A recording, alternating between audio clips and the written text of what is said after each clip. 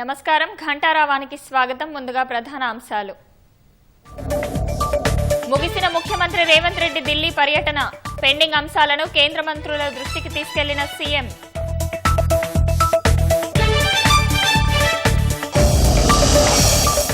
కృష్ణా పరివాహక ప్రాజెక్టులకు కొనసాగుతున్న వరద.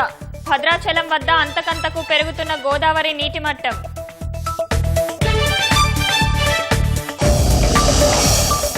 కొత్త కార్మిక చట్టాలు, ప్రైవేటీకరణకు వ్యతిరేకంగా భారత్ బంద్. దేశవ్యాప్తంగా కొనసాగుతున్న కార్మికుల సమ్మె.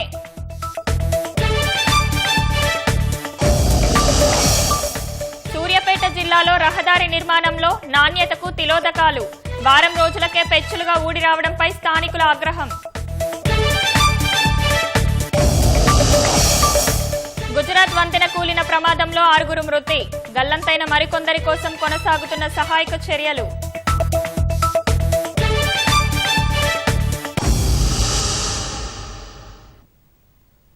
హైదరాబాద్ కూకట్పల్లిలో కల్తీ కల్లు ఘటనలో ఒకరు మృతి చెందారు. గాంధీ ఆసుపత్రిలో చికిత్స పొందుతూ సీతారాం అనే వ్యక్తి ప్రాణాలు విడిచాడు. హైదర్ నగర్ లో ఉంటున్న వనపర్తి జిల్లాకు చెందిన సీతారాంగా పోలీసులు గుర్తించారు. నిన్న కూకట్పల్లి హైదర్ నగర్ లో వివిధ కాంపౌండ్లలో కల్తీ కల్లు తాగి 15 మందికి అస్వస్థత గురయ్యారు. నిమ్స్ లో 12 మందికి చికిత్స. ప్రస్తుతం గాంధీ ఆసుపత్రిలో 2 చికిత్స అందిస్తున్నారు. మా ఆయన పొద్దున మోషన్స్ అయినాయి సోమవారం రోజు. సాయంత్రం తాగేసి వచ్చిండు, కళ్ళు తాగేసి వచ్చిండు. తర్వాత ఆయనకు మళ్ళా మోషన్స్ అయితేనే ఉన్నాయి. ఒకసారి వామిటింగ్ అయింది. మళ్ళా కళ్ళు తేలేస్తే హాస్పిటల్కి తీసుకుపోయినాం అరుంధతికి. ఆడ తీసుకుపోతే ఆడవట్లేదు. మళ్ళీ వీడికి తీసుకొచ్చినాం గాంధీకి. అంతే. కొంచెం బతికే ఉన్నాడు, చెయ్యి ఆడిస్తుండు. మాది కొత్త సార్. 2 పిల్లలు సార్, నాకు ఆడపిల్లలు 2. ఆయన సెక్యూరిటీ సార్. సార్ అంతే సార్, కళ్ళు రాగే చనిపోయింది సార్. ఉంది సార్, 3 రోజులకు ఒకసారి తాగుతారు సార్.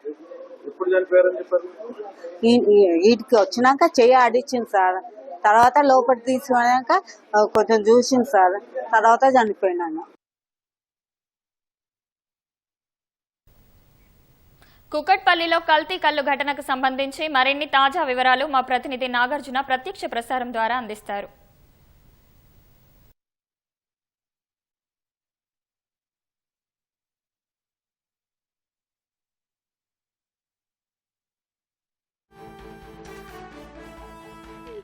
మందిని తీసుకొచ్చినట్టుగా ఆయన చెప్పడం జరిగింది. మొత్తం మిగతా వాళ్ళు వివిధ ఆసుపత్రుల్లో చికిత్స పొందుతున్నారు. గాంధీలో ఒక 3 తీసుకెళ్లగా ఇక్కడికి నిమ్స్ కి 12 మందిని తీసుకొచ్చారు. మొత్తం ఇక్కడ నిమ్స్ 3 తీసుకెళ్లగా ఇక్కడికి నిమ్స్ కి 12 మందిని తీసుకొచ్చారు. మొత్తం ఇక్కడ నిమ్స్ తో పాటుగా మొత్తం 19 మంది అస్వస్థతకు గురయ్యారు. వీటన్నిటిపై ఘటనపై ఇప్పటికే చర్యలు ప్రారంభించాము. ఇప్పుడే ఆ కళ్ళు కాంపౌండ్ సీజ్ చేయడంతో పాటుగా దాని నిర్వాహకులు ఎవరైతే ఉన్నారో వాళ్ళందరినీ కూడా అరెస్ట్ చేసి వాళ్ళ నుంచి వివరాలు సేకరిస్తాం.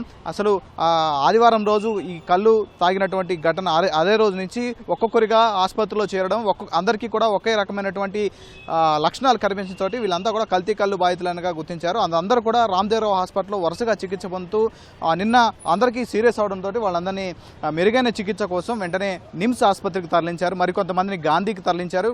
కొంతమంది ప్రైవేట్ ఆసుపత్రిలో చికిత్స పొందుతున్నారు. అయితే కొంతమంది ఇప్పటివరకు 19 మంది లిస్టు మాత్రమే ఈ కల్తీ కళ్ళు తాగినటువంటి సంబంధించినటువంటి వ్యవహారంపై ఇప్పటివరకు 19 మంది మాత్రమే వీళ్ళ లెక్కకు వచ్చింది. కొంతమంది తాగిన తర్వాత ఇంటి దగ్గర అస్వస్థతకు గురై కొంతమంది స్థానికంగా ఒక క్లినిక్లో చికిత్స చేస్తున్నట్టుగా తెలుస్తుంది. అది మాత్రం ఇప్పటివరకు తెలిసినటువంటి వివరాల ప్రకారం మొత్తం 19 మంది అస్వస్థతకు గురయ్యారు. అందులో గాంధీ ఆసుపత్రిలో చికిత్స పొందుతున్నటువంటి సీతారాం అనేటువంటి వ్యక్తి చికిత్స పొందుతూ కొద్దిసేపు ఆయన నిన్న రాత్రి అడ్మిట్ అయినటువంటి 10 నిమిషాలకి ఆయన మృతి చెందినట్లుగా అక్కడ ఉన్నటువంటి వైద్యులు చెప్పారు. ఇప్పుడు మరొక 2 గాంధీ ఆసుపత్రిలో విజయ్, కృష్ణయ్య అనేటువంటి వ్యక్తులు ఇద్దరు కూడా గాంధీ ఆసుపత్రిలో చికిత్స పొందుతున్నారు. వాళ్ళ పరిస్థితి కూడా కొంత విషమంగా ఉన్నట్టు తెలుస్తుంది. అయితే ఇప్పుడు మంత్రి జూపల్లి ఇక్కడ ఉన్నటువంటి నిమ్స్లో చికిత్స పొందుతున్న వాళ్ళందరినీ కూడా పరామర్శించారు. వాళ్ళ ఆరోగ్య పరిస్థితి అడిగి తెలుస్తున్నారు. వైద్యుల నుంచి వివరాలు సేకరించారు. నిమ్స్లో చికిత్స పొందుతున్న వాళ్ళందరి ఆరోగ్యం కూడా నిలకడగా ఉందన్నట్టు ఆయన చెప్పడం జరుగుతుంది. సో ఇప్పుడు ఈ ఘటనకు కారణమైన వాళ్ళందరినీ కూడా ఎవరిని వదిలిపెట్టడం.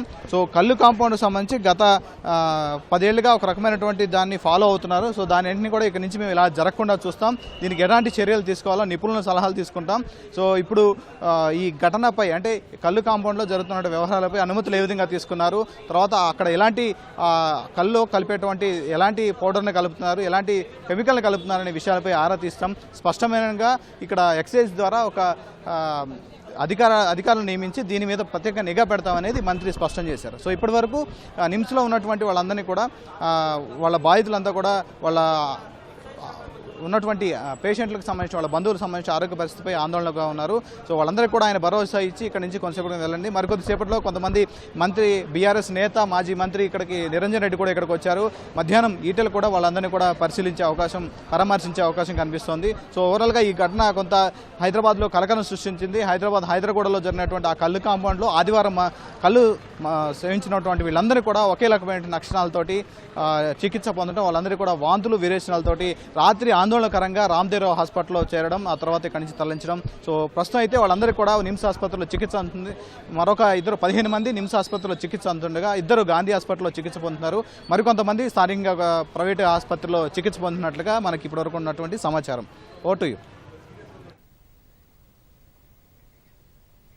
ధన్యవాదాలు నాగార్జున. గుజరాత్లో వంతెన కూలిన ప్రమాదంలో 8 మంది మృతి చెందారు.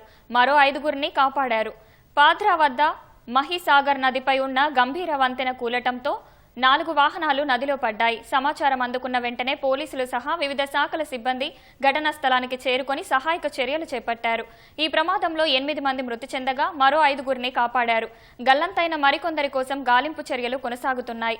మహిసాగర్ నదిపై ఉన్న వడోదర, ఆనంద్ నగరాలను కలిపే గంభీర వంతెన కూలటంతో ఆ 2 ప్రాంతాల మధ్య రాకపోకలకు అంతరాయం ఏర్పడింది.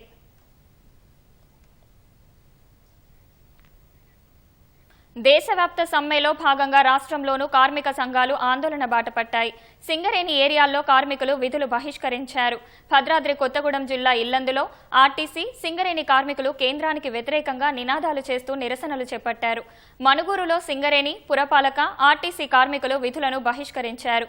భద్రాచలంలో వామపక్ష శ్రేణులు ఆర్టీసీ బస్సుల రాకపోకలను అడ్డుకున్నారు. ఖమ్మం నగరంలోనూ భారత్ బంద్ ప్రభావం కనిపిస్తోంది. మంచిర్యాల జిల్లా బెల్లంపల్లి రీజియన్లోని మందమర్రి, శ్రీరాంపూర్, రామకృష్ణాపూర్లో సింగరేణి కార్మికులు స్వచ్ఛందంగా విధులను బహిష్కరించారు. పెద్దపల్లి జిల్లా రామగుండం రీజియన్లో 4 ఓపెన్ కాస్ట్ గనులు, 6 భూగర్భ గనుల కార్మికులు, ఓసీపీ ప్రైవేటు కంపెనీలలో పనిచేసే కార్మికులు సైతం విధులకు దూరంగా ఉన్నారు. భూపాలపల్లి సింగరేణి బొగ్గు గనుల్లో అత్యవసర సిబ్బంది మినహా కార్మికులు విధులకు హాజరు కాలేదు. Chelpur Kakatiya thermal power plant కార్మికులు విధులు బహిష్కరించి నిరసన తెలిపారు. వరంగల్ ఏనుమాముల వ్యవసాయ మార్కెట్కు అధికారులు సెలవు ప్రకటించారు.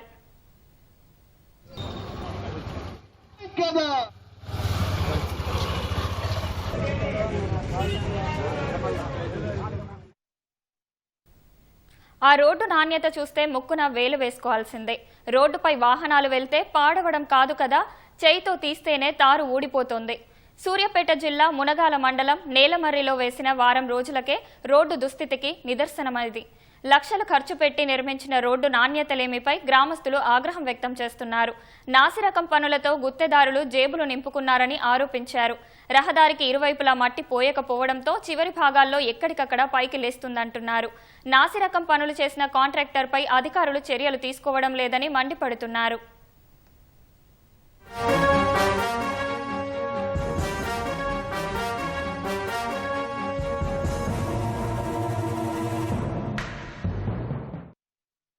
$80 లక్షలు ఖర్చు పెట్టి ఈ రోడ్డు వేశారు.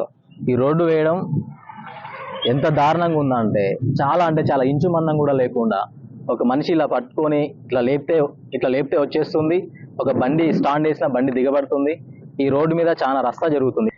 దీనిపైన కాంట్రాక్టర్లు చాలా అశ్రద్ధ చూపించారు. ఈ అశ్రద్ధ కారణమైన కాంట్రాక్టర్ల పైన మన ప్రభుత్వం ఒకసారి పరిశీలన చేసి ఆ కాంట్రాక్టర్ల పైన చర్యలు తీసుకొని మళ్ళీ ఈ రోడ్డుని పునర్నిర్మాణం చేయవలసిందిగా మిమ్మల్ని అందరినీ వేడుకుంటున్నాము. రుణాలు వసూలు చేసి ఇవ్వడానికి పోలీసులు రికవరీ ఏజెంట్లు కాదని హైకోర్టు తేల్చి చెప్పింది. రుణాలు వసూలు చేసి కమిషన్లు తీసుకోవడానికి ప్రైవేట్ ఏజెంట్లు కాదంది. రుణం తీసుకున్న వ్యక్తిపై ఫిర్యాదు చేస్తే కేసు నమోదు చేసి దర్యాప్తు చేయకపోవడాన్ని సవాల్ చేస్తూ హైదరాబాద్కు చెందిన సతీష్ కుమార్ హైకోర్టులో పిటిషన్ దాఖలు చేశారు. దీనిపై జస్టిస్ టి వినోద్ కుమార్ విచారణ చేపట్టారు. సైనిక్ పూరికి చెందిన దినేష్ రుణంగా డబ్బు తీసుకొని ఎగవేశారని పిటిషనర్ తరపు న్యాయవాది కోర్టుకు తెలిపారు. రుణం తీసుకొని మోసం చేసినందుకు పోలీసులకు ఫిర్యాదు చేయగా కేసు నమోదు చేసి దర్యాప్తు చేయడానికి పోలీసులు నిరాకరించారన్నారు. ప్రభుత్వ తరపు న్యాయవాది వాదనలు వినిపిస్తూ ఇది సివిల్ వివాదమని ఇందులో పోలీసులు జోక్యం చేసుకోలేరన్నారు. పిటిషనర్ సమర్పించిన ఫిర్యాదును పరిశీలించి సివిల్ వివాదమంటూ మూసివేసినట్లు తెలిపారు. వాదనలను విన్న న్యాయమూర్తి రుణాలు వసూలు చేయడం పోలీసుల విధుల్లో భాగం కాదన్నారు. పోలీసులేమీ రుణాల రికవరీ ఏజెంట్లు కాదని స్పష్టం చేశారు.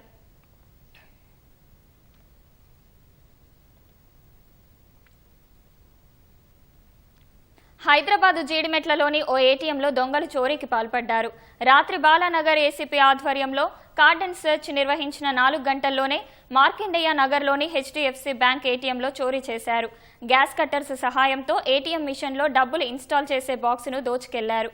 మొత్తంగా 3 దుండగులు చోరీకి పాల్పడినట్లు సీసీటీవీ కెమెరాల్లో రికార్డయింది. పోలీసులు కేసు నమోదు చేసి దర్యాప్తు చేస్తున్నారు.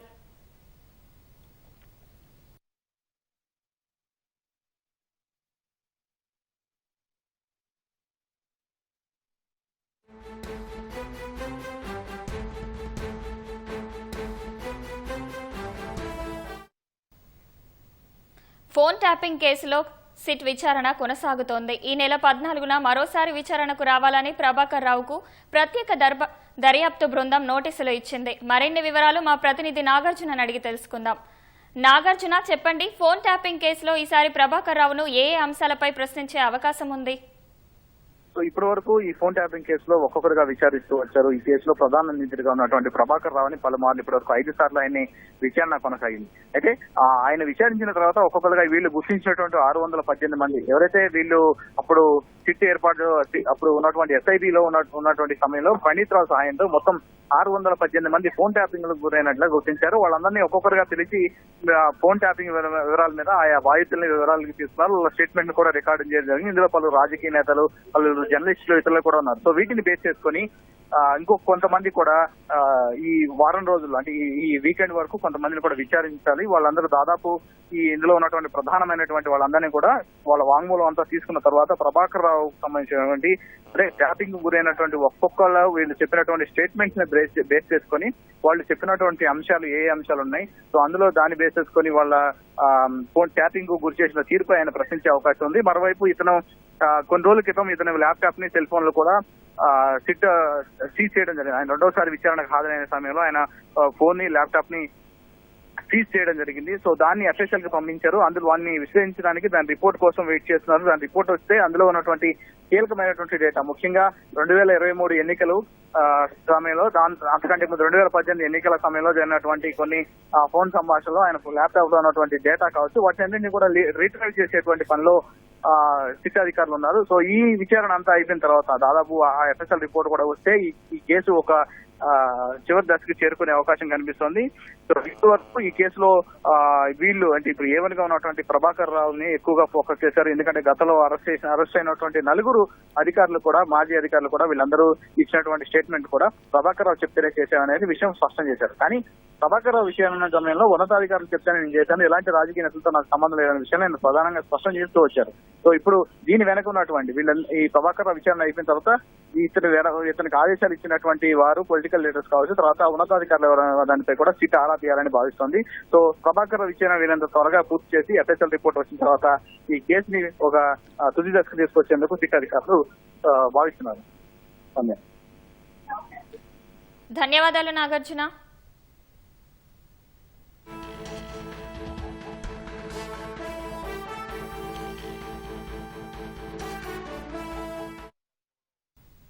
ప్రజాభవన్లో ప్రజావాణి కార్యక్రమాన్ని మధ్యప్రదేశ్ డిప్యూటీ కలెక్టర్ల బృందం సందర్శించింది. ప్రజావాణి ఇన్ఛార్జ్ చిన్నారెడ్డి, నోడల్ అధికారి దివ్యతో సమావేశమయ్యారు. సీఎం ప్రజావాణి, ప్రవాసీ ప్రజావాణి కార్యక్రమాలు నిర్వహిస్తున్న తీరును మధ్యప్రదేశ్ డిప్యూటీ కలెక్టర్లు తెలుసుకున్నారు.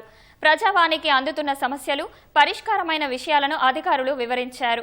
ప్రజా సమస్యల పరిష్కారానికి నిజమైన వేదికగా ఉందని మధ్యప్రదేశ్ డిప్యూటీ కలెక్టర్లు పేర్కొన్నారు. ప్రజల్లో విశ్వాసం పెంచేందుకు ఇలాంటి కార్యక్రమాలు చాలా అవసరమన్నారు. తమ ప్రభుత్వంతో చర్చించి మధ్యప్రదేశ్లోనూ ఇలాంటి కార్యక్రమం చేపట్టేందుకు ప్రయత్నిస్తామని తెలిపారు.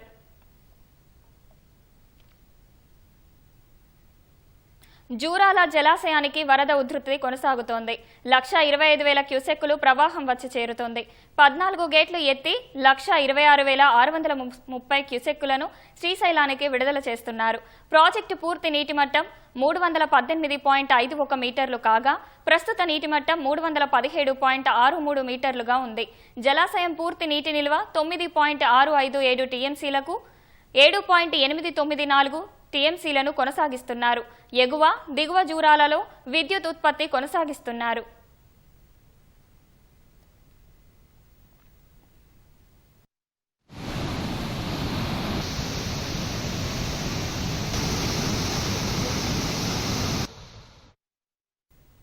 శ్రీశైలం జలాశయానికి వరద ప్రవాహం క్రమంగా పెరుగుతోంది. జూరాల, సుంకేసుల ప్రాజెక్టుల నుంచి 2,13,824 క్యూసెక్కులు శ్రీశైలం జలాశయంలో చేరుతోంది. 4 స్పిల్వే గేట్లు ఎత్తి 106,976 క్యూసెక్కులు నాగార్జున సాగర్కు విడుదల చేస్తున్నారు.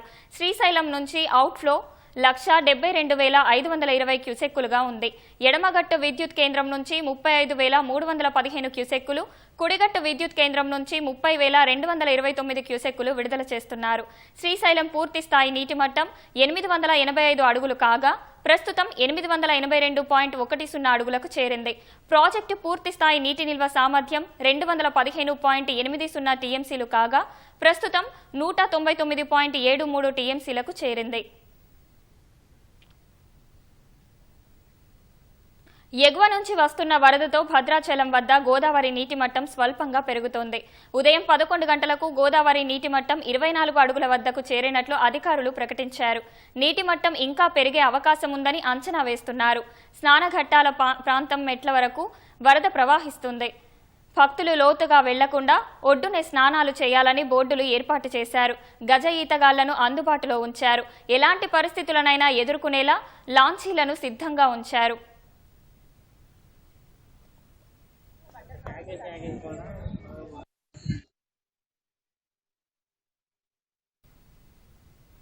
ఉమ్మడి ఆదిలాబాద్ జిల్లాలో వీధి దీపాల నిర్వహణ అస్తవ్యస్తంగా మారింది.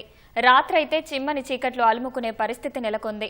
మున్సిపాలిటీలు ఏటా ప్రజల నుంచి కోట్లాది రూపాయల పన్నులు వసూలు చేస్తున్నా కనీస అవసరాలు తీర్చడం లేదు. ఉమ్మడి ఆదిలాబాద్ జిల్లా అంటేనే సింగరేణి సిరి, వెలుగులకు చిరునామా. రాష్ట్రానికి విద్యుత్ సరఫరా చేసే జైపూర్ విద్యుత్ కేంద్రానికి వేదిక. కానీ ఆ వెలుగుల జిల్లాలోని పల్లెల్లోనే కాకుండా పట్టణాల్లోనూ చీకట్లు అలుముకుంటున్నాయి. అధికారులు, గుత్తేదారుల నిర్లక్ష్యంతో వీధి దీపాలు వెలగడం లేదు. ఉమ్మడి జిల్లాలోని ప్రధాన మున్సిపాలిటీలైన ఆదిలాబాద్, మంచిర్యాల, నిర్మల్, కాగజ్నగర్, బెల్లంపల్లి పట్టణాల్లో వీధి స్తంభాల నిర్వహణ గాల్లో దీపంలా మారిపోయింది. వర్షాకాలమైనందున చినుకు పడితే చాలు రోడ్లపై గుంతలు కనబడక వాహనదారులు ఇబ్బంది పడుతున్నారు. ఆదిలాబాద్ మున్సిపాలిటీ పరిధిలో 14,000 వీధి స్తంభాలుంటే 3,500 వెలగడం లేదని అధికారులే చెబుతుండడం పరిస్థితి తీవ్రతకు అద్దం పడుతోంది.